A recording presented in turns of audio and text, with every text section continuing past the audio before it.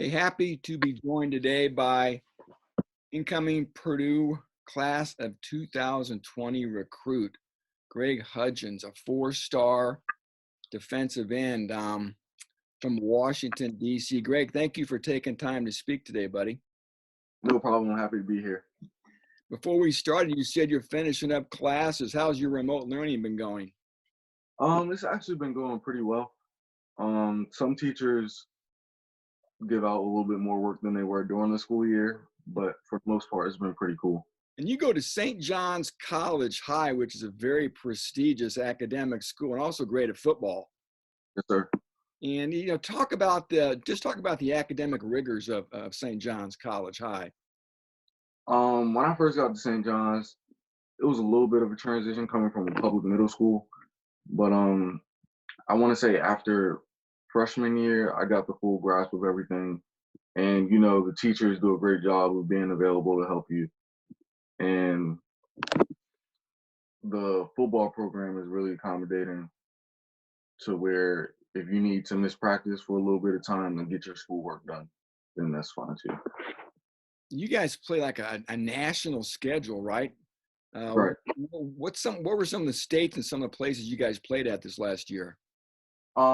This past season we went to Duncanville and played Duncanville, and that's in Texas.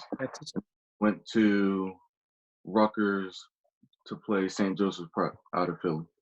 Gotcha. And you're just one of several big-time recruits at your school too. Do you know how many other guys are going to like big FBS schools?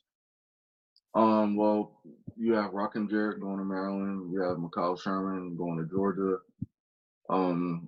Trey Williams going to Clemson. Mordecai McDaniel, he's going to Florida. Alex Spicer, our long snapper, he's even going to Notre Dame. So it's a lot of us. And it's a blessing. It's a blessing to know all these guys and be friends and family with these guys. You play with a lot of good players against a lot of good competition. Right, for sure. And of course, you're coming to Purdue. Imagine everybody tells me they're going to get to campus June 3rd. Is that when you're going to arrive? I actually have graduation June 5th. Okay. So my moving date was going to be June 8th, June 7th and June 8th. But I wouldn't be surprised if the June 3rd date is pushed back a little bit just because everything is going on and they have to have people on campus and in facilities that can be there for us because like we need to eat and stuff like that. So speaking of that, Greg, how have you been staying in shape? Do you still have some weights you can lift? Are you just doing calisthenics? How are you keeping your body, I guess, football ready with so many things being shut down? 300 push-ups, 300 sit-ups a day. There you go. And then I have bag dummies. Okay. 4 bags to use, and then just running. So you're doing all you can. Right. And I don't know if the coaches have spoken to you about maybe where you fit in this defense. Bob Diaco's the new coordinator. Mm-hmm. Going to have, I guess, a 3-4 base. Do you have any idea maybe what role you would have in the defense?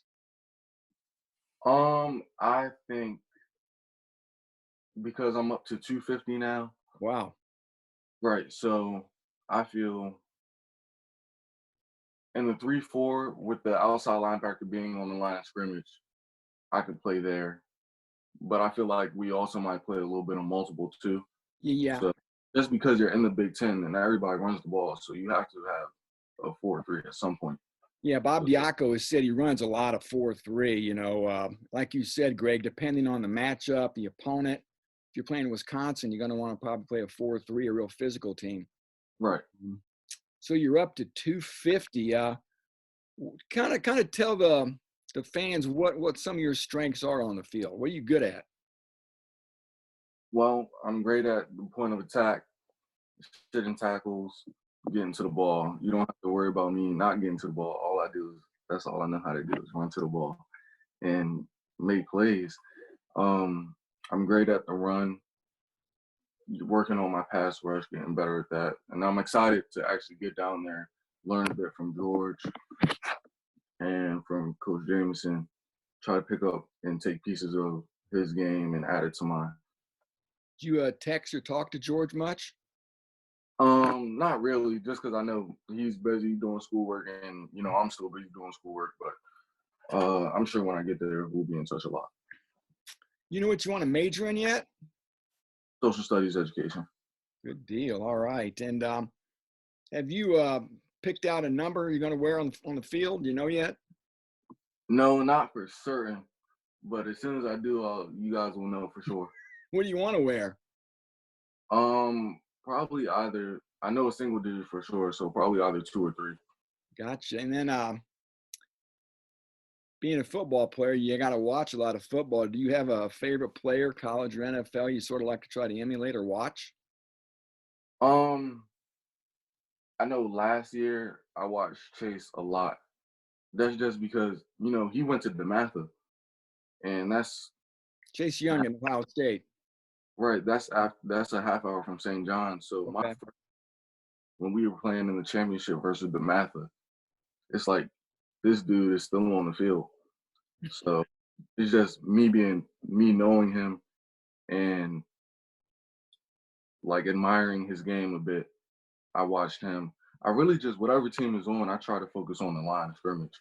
So I don't really have a favorite player, Gotcha. but I definitely try to look for tendencies that some of the best pass rushers in college football do. What appealed to you about coming to Purdue? Well, why did you choose the Boilermakers? Well, first and foremost, it was a great fit for me academically.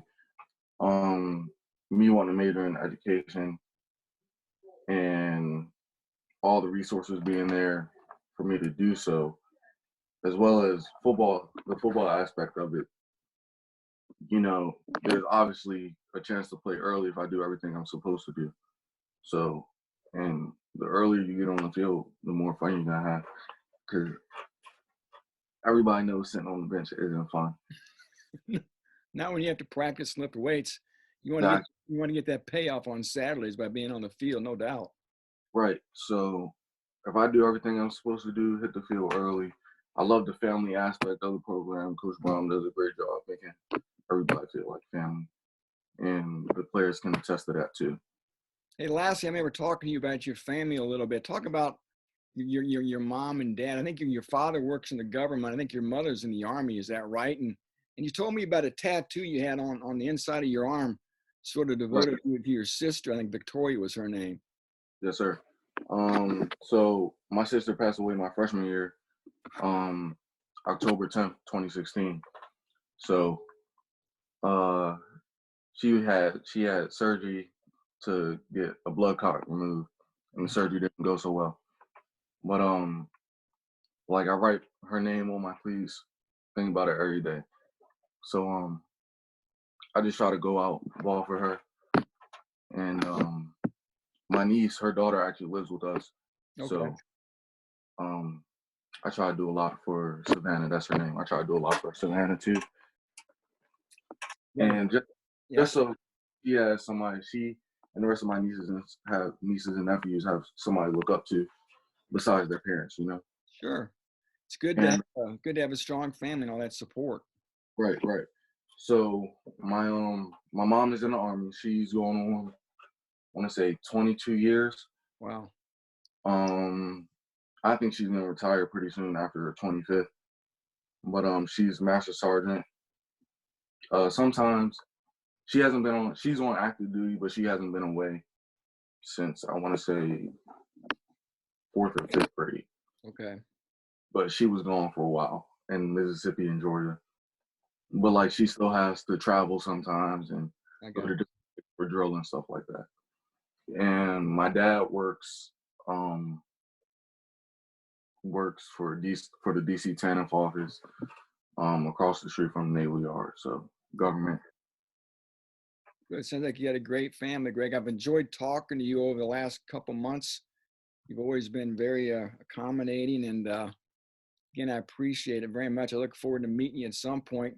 Good luck finishing up school there. I know it's a grind, and before you know it, you'll be on campus, and chasing that football dream and that academic dream. Thanks a lot for joining me, Greg. I appreciate it, buddy. Sir, thank you. Have a good one. You too.